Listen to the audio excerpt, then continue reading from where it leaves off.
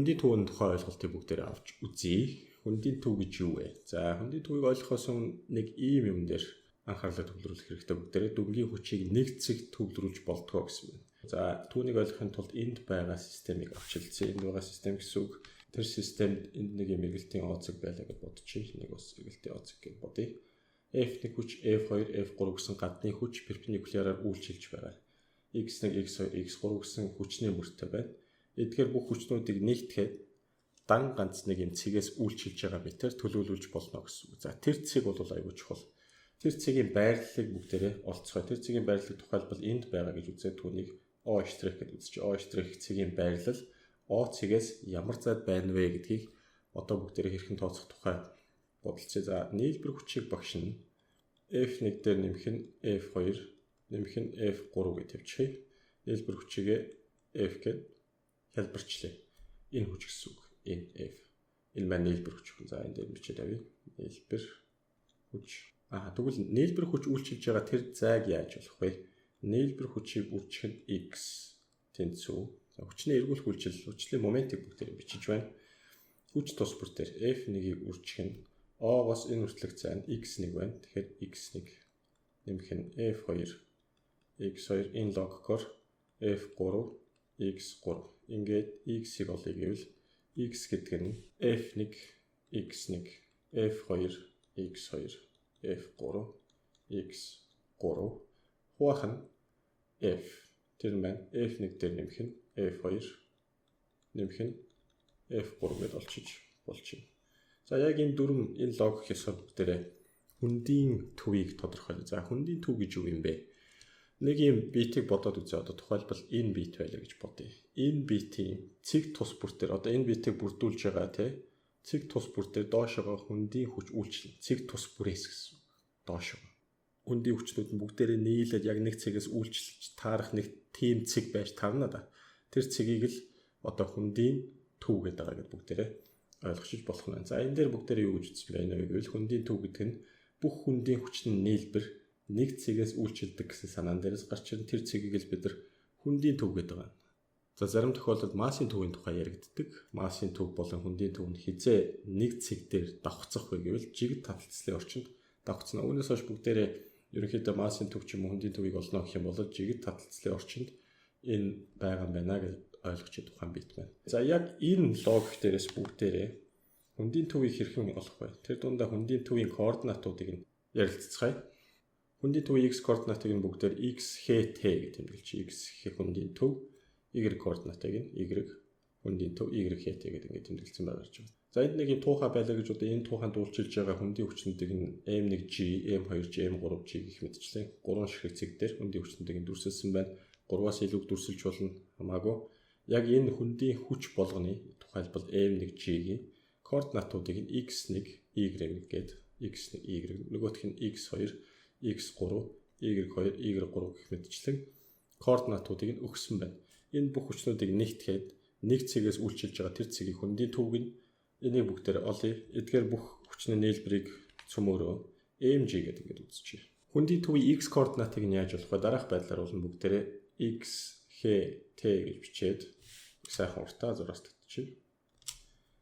За тус-тусдаа үйлчилж байгаа хүндийн хүчнүүд m1g тэдгээрийг x координатуудаар нь үржүүлнэ. m2g x2 нэмэх нь m3g x3 хуваах нь нийлбэр хүчт нь хувааж өгнө. Нийлбэр хүч нь бол хүндийн хүч байна. m1 дээр нэмэх нь m2 m3 ингээд g гэсэн үг. Энэ бол тухайн зурган дээр сарах юм бол нийлбэр масс гэдэг m-ээр тэмдэглэгдэх нэ. Ингээд g хаалтны гадна гаргаад хураацсан байлаа гэж бодох юм бол цаана юу үлдэх вэ гэвэл m1 x1 m2 x2 m3 x3 хуваах нь m1 дээр нэмэх нь m2 m3 гэж олдог байх нэ. Энэ бол хүндийн төвийг олох альва системийн хүндийн төвийн x координатыг олох тэгштгэл байх нь яг үнтэй адилхан бүгдээрээ y координатуудыг нь олъё. Y координат нь юу юм бэ? Y координат нь энэ удаад m1g y1 m2g y2 m3g y3 хуваах нь массуудын нийлбэр ингээд g байдаг. G-нууд нэг хоорондоо хураагдчих нь Үүнээс цаашаа явах. Үүнээс цааш m1 y1 m2 y2 m3 y3 хуваах нь массуудынх нь нийлбэр байх нь. Ингээд бүгдээрээ хүндийн төвийн x болон y координатуудыг олчиж болно. Энийг ашиглаад бүгдээрээ жишээ 9-ийг хийтэгвэл ABC 3B координатыг хавтгаад харуулсан байна.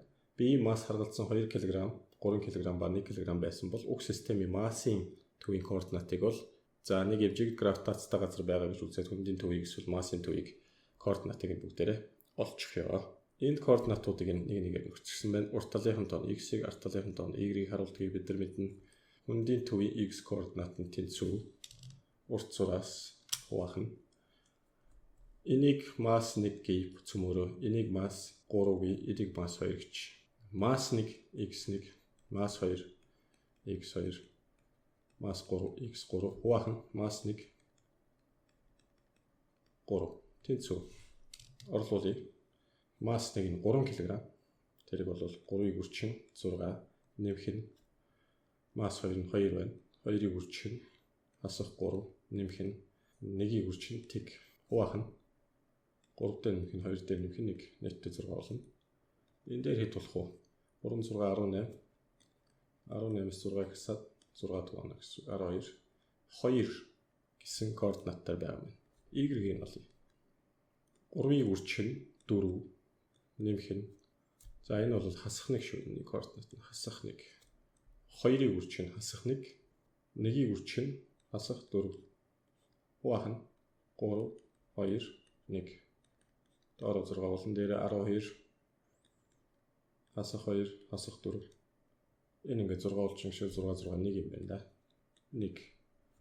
Тэгвэл хүндийн төвийн буюу массын төвийн координат нь 2 ба 1 байх нь. 2 ба 1 гэж одоо айл хавцаа байх. За 2 гэдэг бол 1, 3 энэ дээгүүр бол 2 гэдэг бол энэ хавцаа байх бах. 1 гэдэг бол энэ хавцаа байх бах. Ингээд энд хүндийн төв маань гарч ирэх нэ. Харин геометрийн зөв хэлбэртэй нэгэн төрлийн BC-ийн хүндийн төвийг бүгдээр яаж олох вэ гэхээр энэ тодорхой логиктой байдаг. Тэр логикоор нь явчин тухайлбал тэгш өнцөгт хэлбэртэй одоо нэгэн төрлийн биеийн хүндийн төвөнд диагоналуудын огтлцол төр байдаг. Ингэж нэг татаад энэ завсар цөмөрөө ингэж юм бол энэ маань хүндийн төв болдог байна. Гурвалжин дээр яадаг вэ? Гурвалжин хэлбэртэй бие дээр бол медиануудын огтлцол төр байдаг. Тухайн медианыхаа уртыг y 2y медиануудын огтлцол ингэж хувадаг байгаа. Энэ огтлцол дээр хүндийн төв байх нь тойрог хэлбэртэй байвал геометри төв дээр буюу энэ гол дээр гэсэн оцэг дээр хүндийн төв маань байх нэ. Харин дурын хэлбэртэй биеийн хүндийн төвийг яаж олох вэ гэвэл шулуун татна бүгдээрээ. Эхлээд энэ дээрс уйж ягаад унжуулна. Дээрээс нь ингээд унжуулчихна. Тэгээд энэний дагуу доошоо шулуун татна гэсэн үг. Энд харуулсан байгаачлан ийм шулуун татах нь бүгдээр ийм шулуун татах нь. Окей, энэ шулуунаа хадгалж үлдээ дахиад нэг өөр газраас нь өлгөх нь. Тухайлбал энийг АЦ гээ, энэ АЦ-гээс нь өлгөхөд ийм байрлалд орж ийн. Тэгээд дахиад ихц доошоо шулуун татна гэсэн үг. Ингээд ихц доошоо дахиад шулуун татчихаар урд нь зурсан шулуун болон дахиад зурсан шулуун хоёр хоорондоо огтлцсон. Энэ огтлцол нь надад хүндийн төвийг харуулах нэ. Ингэж олж болдог. Энэ хичээлтэй холбоотой бүгдээрээ хамгийн сүүлд нь тэнцвэрийн төлөвүүдийн тухай яриа. Тэнцвэрийн 3 төлөв бий. Тогтвортой тэнцвэр, тогтворгүй, мөн ялгалгүй тэнцвэр гэж байна. Үүнийг ойлгохын тулд энийг бүгдээрээ харъя. Би эргэж анхныхаа байрлалд орчих юм бол тэр нь тогтвортой тэнцвэр гэсэн үг. Тухайлбал энийг ингээд F хүчээр бүгдээрээ түлхэхэд энэ маань буцаад өөрийнхөө байрлалд орж ийнө гэсэн үг. Тэгэхээр энэ бол тогтвортой тэнцвэр байна. Харин энийг яг ингэж тогтоочоод чүд түлхэх эсвэл татахтай гаднаас хүч үйлчлэхэд энэ маань унан тэр тэнцвэрээ хадгалж чадахгүй. Энэ бол тогтворгүй тэнцэл. Харин хамгийн сүүлийнх нь тухайн биеийг би өнхрүүлээд ямар нэгэн байдлаар би хүч үйлчлэхэд шинэ байрлал дээр ч гэсэн энэ тэнцвэрээ хадгалж үлдэх учраас энэ тэнцвэрийг бүгдээрээ ялгалгүй тэнцвэр буюу шинэ байрлал дээр ч гэсэн тэнцвэртэй байдаг гэж ойлгож болох нь байна.